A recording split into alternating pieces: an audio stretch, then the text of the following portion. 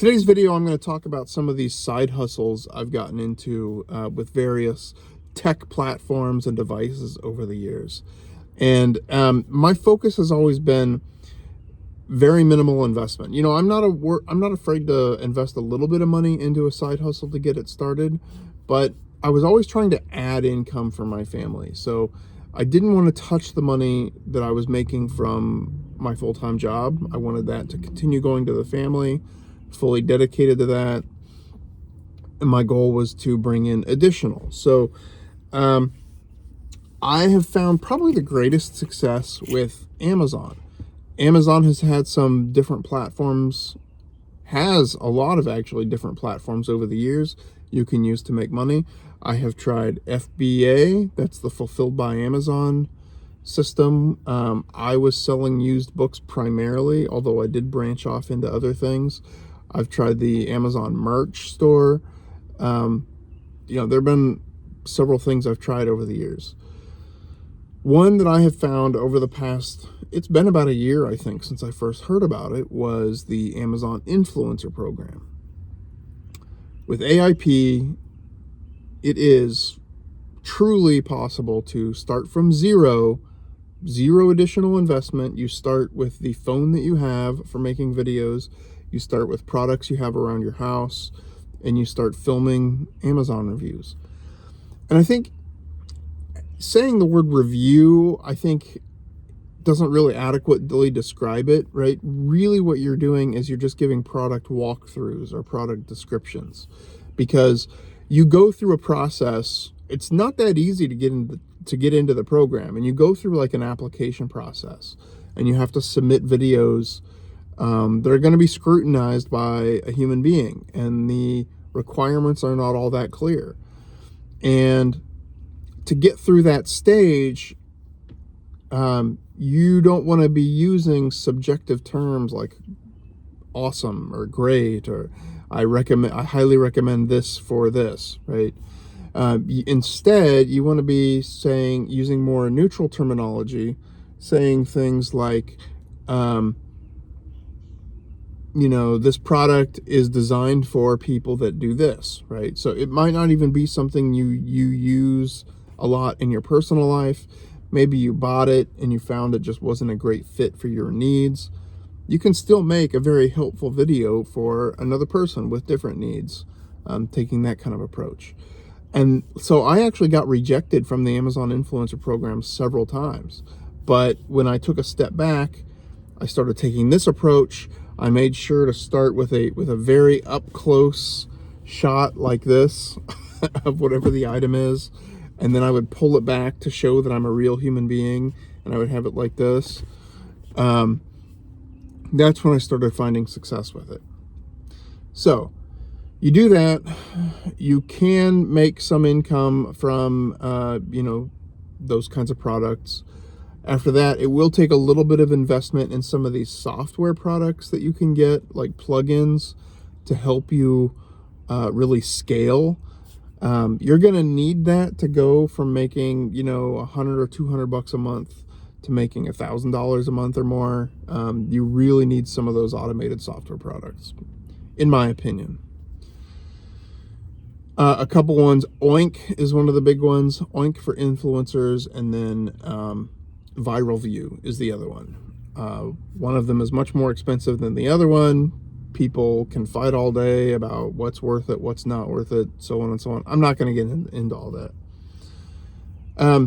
From there, I have actually discovered that, once you make a little bit of money from that, if you're saving that, you're keeping it in a bank account, savings account, you're looking for the next jump, right? The next sort of opportunity to scale. I've had a great experience with a website called ProfitDuel. ProfitDuel does, it's called, match betting or arbitrage betting. So first of all, I kind of think of it, actually, I'm not a sports person, right? I mean, I watch games casually. I don't get super into it. Like, I love cheering for my hometown teams, but I don't live and die by how they do. I don't even know that much about it. I played football as a kid. with all the rule changes and everything. I don't know that much about it.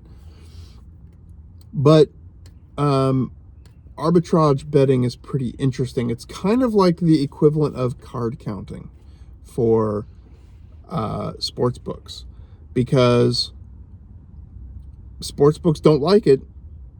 They try to create this narrative that it's cheating, but it's not illegal. It's fine. And, you know, there's a little bit of a cat and mouse aspect to not getting caught, because they do have algorithms that look for what they call sharp betting, which is anybody that is a winning player, right? Anybody that's a winning bettor.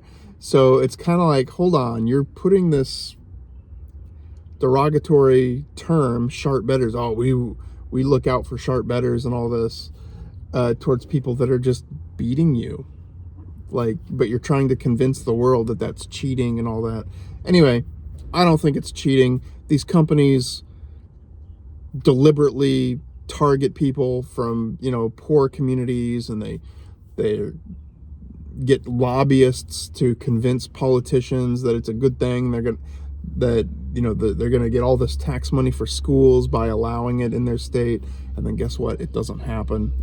They don't actually get nearly that much money that they promised, so on and so on. Anyway, don't feel bad for these companies, right? I know supposedly they have thin margins, but I could care less. I'd be happy if they go bankrupt.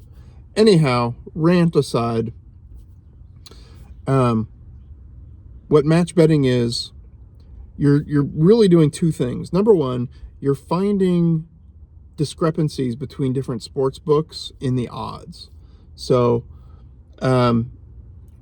like, let's say I'm betting against, I don't know, Chiefs versus Broncos.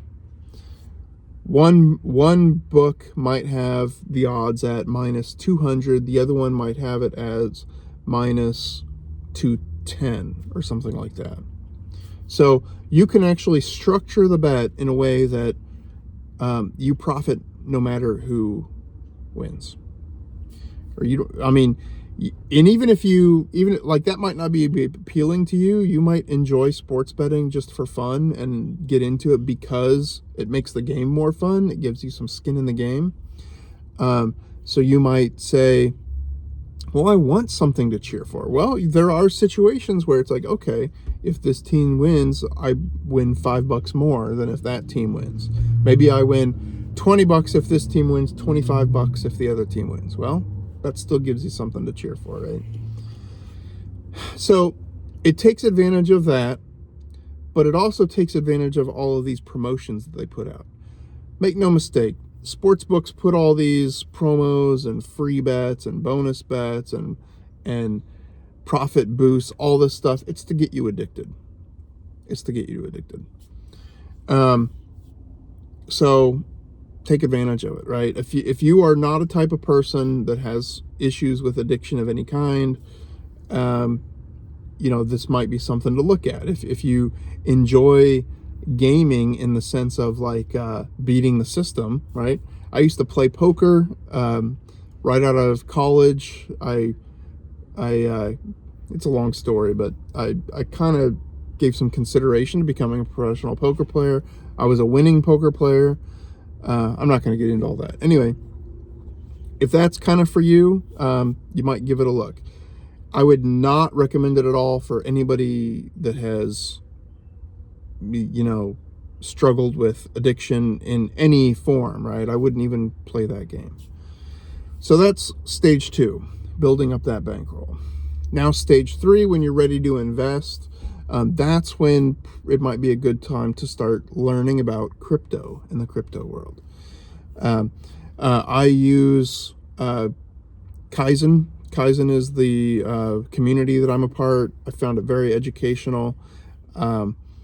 Again, so that's kind of the 3 stages I've taken to build up some side hustle income, multiple streams of income, kind of stacking them on top of each other, letting one lead into the other to give me a bankroll for the next thing. Not financial advice, but thought maybe somebody out there could use it. So that's it for today. Thank you.